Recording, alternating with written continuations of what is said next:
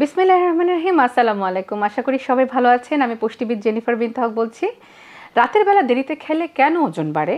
অনেকে আমার কাছে এই প্রশ্নটা করে যে আপা সারাদিন খাওয়ার সময় পাই না, অতটা ভালো লাগে নাও খেতে, তো রাতের বেলা বা বিকেলবেলা প্রচণ্ড ক্ষুধা বেড়ে যায় এবং বিকালবেলা অনেক খেয়ে ফেলি বা রাতের বেলা অনেক খেয়ে ফেলি। সো অনেকে আবার এটাও বলে থাকেন যে বিকালে অনেক বড় একটা মিল নিয়ে রাতে আর কিছু খাই না, তারপরেও কিন্তু ওজন কমাতে পারছি না। এটার কারণ নিয়ে আজকে আমি আপনাদের সামনে উপস্থিত হয়েছি।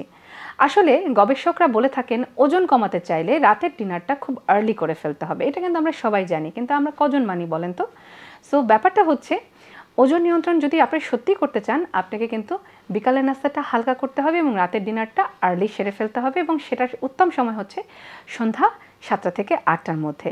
কিন্তু এই কর্মব্যস্তময় জীবনে দেখা যায় এক একজন মানে পরিবারের এক এক সদস্য কাজ করে এসে রাত 8টা-9টার দিকেই হয়তো বাসায় পৌঁছচ্ছেন, তারপর সবাই মিলে একসাথে দিনের একবেলার খাবার খেতে রাত 10টা বাজিয়ে ফেলছেন।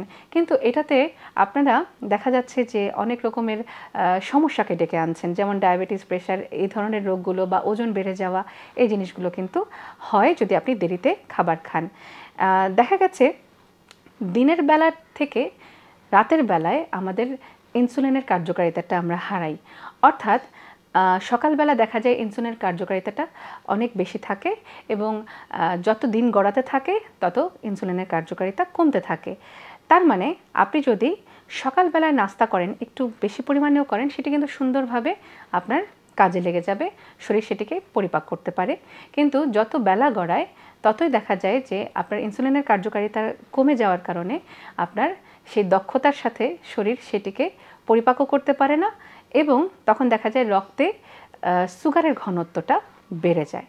এবং পরবর্তীতে দেখা যায় যে আপনি যখন বিকালে বা সন্ধ্যায় বা রাতে অনেক বেশি খাবার গ্রহণ করে ফেলেছেন, তখন আপনার শরীরে কি হচ্ছে, রক্তে এই যে চর্বির পরিমাণ, চিনির পরিমাণ, তারপরে হচ্ছে শর্করার পরিমাণ অনেক বেড়ে যায়, এবং সেটি কিন্তু স্বাভাবিক মাত্রায় আসতে অনেকটাই সময় লাগে।